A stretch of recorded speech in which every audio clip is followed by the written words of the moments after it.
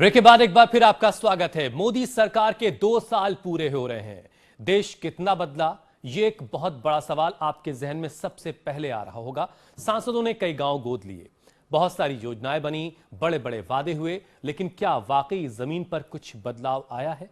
इसकी पड़ताल की न्यूज वन इंडिया ने। सबसे पहले पड़ताल प्रधानमंत्री मोदी के संसदीय क्षेत्र वाराणसी से एक रिपोर्ट देखी।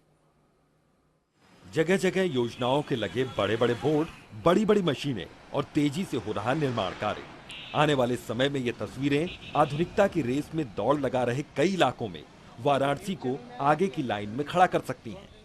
वाराणसी प्रधानमंत्री का संसदीय क्षेत्र है, लिहाजा लोगों की शुरू से ही उम्मीद यही रही कि काशी नगरी की जल्द ही जल्द काया पलट होने लगेगी। स्थानीय लोगों के मुताबिक हो भी ऐसा ही रहा है।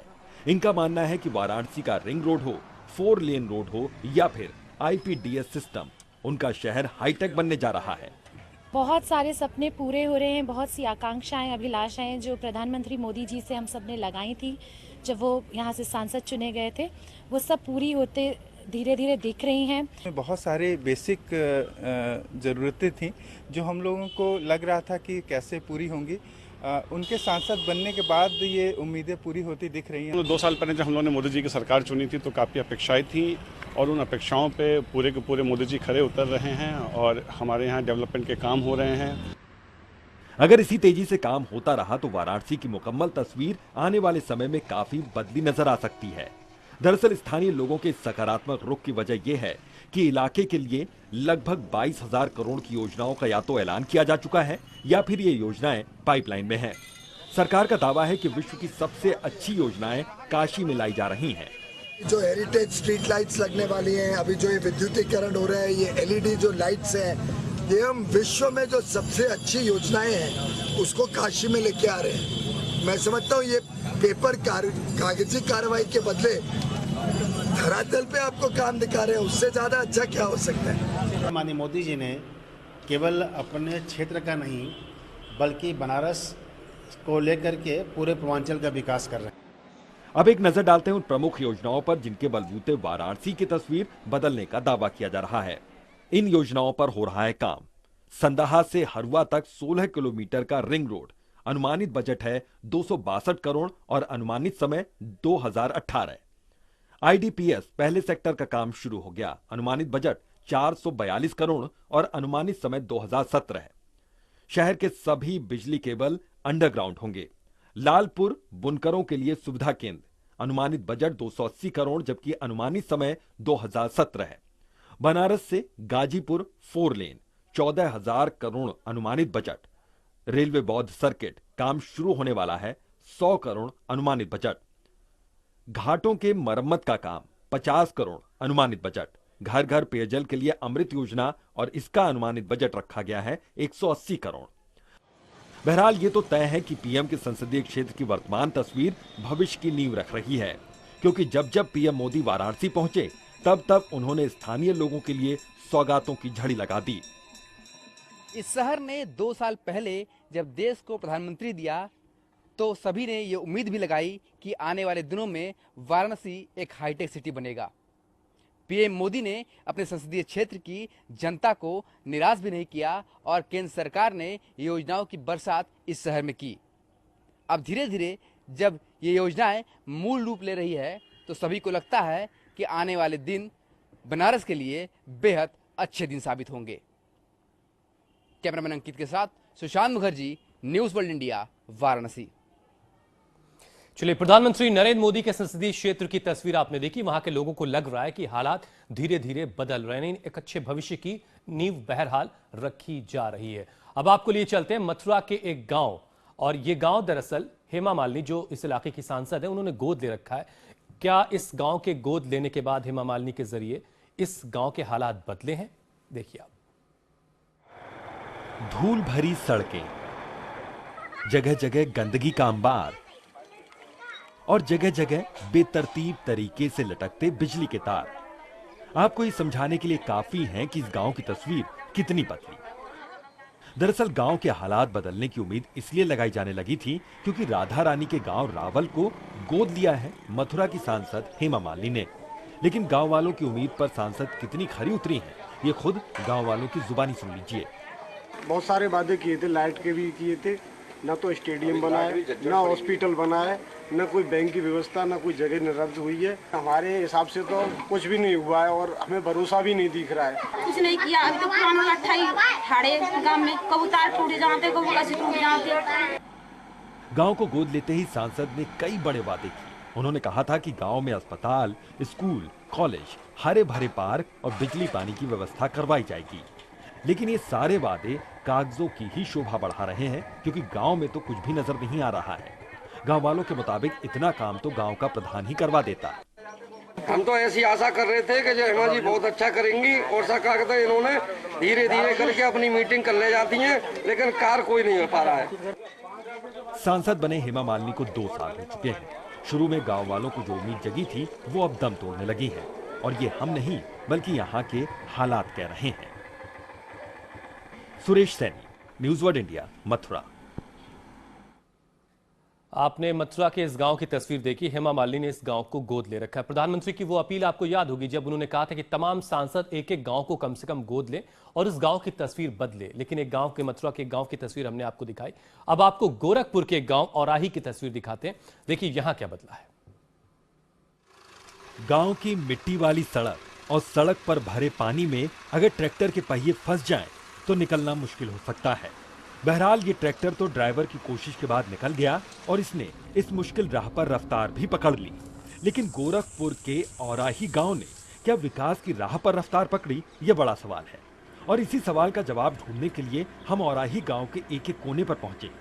गांव की उबड़ खाबड़ सड़कें, जगह जगह भरा पानी और बिजली के तार गांव के विकास की कहानी बयां कर रहे हैं। और जो तस्वीरें कैमरे में कैद नहीं हो सकी हैं, उनकी कहानी स्थानीय लोग बता रहे हैं। इस गांव में 14 टोले हैं। हाँ, यहाँ के निगम ने 50 से ज्यादा हैंडपंप तो लगवा दिए, लेकिन बाकी का कोई काम नहीं हुआ। विकास के नाम पर अभी कुछ नहीं हुआ है। आदर्श गांव के नाम पर कोई विकास नहीं हुआ है। बिजली खंभा जैसे जर्जर है, शौचालय का कोई व्यवस्था नहीं है। योगी जी इसको 2 साल पहले इसको गोद लिए और विकास के नाम पर कुछ नहीं है। जैसे पहले था वैसे अभी भी है। पब्लिक को आश्वासन दिए कि हम अपने औरैया को हम गोद ले लिए हैं और जितनी औरैया क्षेत्र है सब हम विकास करेंगे। नालियाँ, शौचालय, हेन तेन का सब, रोड सब, कोई भी सुधार। आप लोग भी मौके पर आए हैं, देख लीजिए रोड कहाँ सुधार है, कहाँ गांव में गए थे। औराही गांव को गोरखपुर से सांसद योगी आदित्यनाथ ने गोद दिया है। सांसद का दावा है कि वो पूरी कोशिश कर रहे हैं कि सरकार की योजनाओं को गांव के लोगों के पास पहुंचाया जाए। आदर्श सांसद आदर्श ग्राम योजना माननीय प्रधानमंत्री जी ने लागू की थी और इस योजना पर कार्य प्रारंभ भी हुए हैं। भारत सरकार ने भी प्राथमिकता पर केंद्रीय योजनाओं को वहां तक पहुंचाने के लिए कहा है। सांसद आदर्श ग्राम की तर्ज पर, क्योंकि सांसद तो एक संसदीय क्षेत्र में एक गाँव को लेकर 2019 तक 3 गाँवों को लेना है, लेकिन उत्तर प्रदेश सरकार ने केंद्रीय योजना का पैसा लोहिया गांव के नाम पर दूसरी तरफ डाइवर्ट किया है। काम कहीं नहीं हो रहा है। इस मामले में केंद्रीय मंत्री कलराज मिश्र का भी अपना नजरिया है। उनका कहना है कि थोड़ा समय जरूर लगेगा, लेकिन काम होगा जरूर। आप क्या समझते हैं, सर्वर के अंदर जो चीज आएगी, प्रोसेस में लगेगी, टाइम लगता है। तो प्लान सब हो गए, चीजें धरती पर उतरनी शुरू हो गई। मैं आउटराइटली आपकी बात को अस्वीकार करता हूँ, क्योंकि काम हो रहे हैं। हाँ, जो अपेक्षा थी उतना नहीं होंगे, इसलिए टाइम कम। सभी अपना अपना पक्ष रख रहे हैं, अपने अपने दावे कर रहे हैं, लेकिन इन तस्वीरों का क्या जो दावों को खोखला साबित करने में जुटी हुई हैं। Markandey Mani Tripathi, news world India, Gorakhpur. तो ये औराही गांव से आपने रिपोर्ट देखी जो बीजेपी सांसद योगी आदित्यनाथ ने गोद ले रखा। वहां के हालात बता रहे हैं कि वहां कुछ भी बदला नहीं है। आगे बढ़ते हैं। गंगा की सफाई के लिए केंद्र सरकार की तरफ से नमामि गंगे योजना की शुरुआत की गई, लेकिन आज भी क्या गंगा साफ हो सकी है? सरकार का दावा है कि कई काम हुए हैं जो स्थायी हैं। गंगा सफाई से जुड़े साधु संत सरकार की नीति पर ही लेकिन सवाल खड़े कर रहे हैं। गंगा, आस्था का केंद्र जो लगातार मैली होती जा रही है। अब तक जितनी भी सरकारें आईं, गंगा की सफाई के लिए पैसा पानी की तरह बहाया गया, लेकिन गंगा आज भी मैली है। 2 साल पहले जब मोदी सरकार केंद्र में आई तो उम्मीद जगी कि गंगा अब मैली नहीं रहेगी। सरकार की ओर से बाकायदा नमामि गंगे योजना की शुरुआत की गई और अनुमान है कि अगले 5 साल में गंगा की सफाई के लिए 20,000 करोड़ रुपए खर्च किए जाएंगे। लेकिन अब तक गंगा में गंदे पानी के गिरने का सिलसिला बदस्तूर जारी है। गंगा में गिरने वाला मात्र 1/3 मलजल ही सीवेज ट्रीटमेंट प्लांट से साफ हो पाता है। बाकी बची गंदगी यूं ही गंगा में बहा दी जाती है। प्रदूषण नियंत्रण के तमाम कार्यक्रमों को चलाए जाने के बावजूद जो स्तर कम नहीं हो रहा है, पोल्यूशन का लेवल कम नहीं हो रहा है, उसका मुख्य कारण है कि गंगा में पानी का प्रवाह निरंतर कम होता चला जा रहा है। और जब गंगा में पानी का प्रवाह कम होगा तो उसकी डाइल्यूशन क्षमता, जिसको हम कहते हैं कि गंगा की प्यूरिफाइंग कैपेसिटी, वो कम होती चली जा रही है। गंगा सिर्फ मैली ही नहीं बल्कि सूखती भी जा रही है। जगह जगह बड़े बड़े टीले नजर आ जाते हैं। दूर दूर तक टापू दिखता है। गंगा की स्थिति यह है कि टिकरी गांव में बहुत दूर गंगा चली गई है। पानी कम ही हो गया है और तो और बहुत ज़्यादा 2-3 किलोमीटर रेत यहाँ पे हो गई है और पानी धीरे धीरे कम होती चली जा रही है। हालांकि ऐसा नहीं है कि सरकार की ओर से कोशिश नहीं की जा रही है। केंद्रीय मंत्री पीयूष गोयल का दावा है कि इस बार स्थायी समाधान निकाल लिया जाएगा। केंद्र सरकार राज्य सरकारों के साथ, क्योंकि सभी काम हमें राज्य सरकार के साथ करने पड़ेंगे, जमीन उन्हें देनी पड़ेगी, परमिशंस उन्हें देनी पड़ेगी, उस काम से नया पानी ट्रीट होके जाए, सैनिटेशन और ड्रेनेज ट्रीट होके जाए, इसी प्रकार से गंगा की सफाई होगी। गंगा की मौजूदा स्थिति से साधु संत भी चिंतित हैं। उनका कहना है कि मोदी सरकार आने से उन्हें ये उम्मीद जगी थी कि गंगा साफ होगी, लेकिन सरकार की नीति ही अब तक साफ नहीं हो पाई है। गंगा मंत्रालय में केंद्रीय स्तर पे आज तक कोई पॉलिसी तय हो, 3 बार पॉलिसी बदल चुकी है।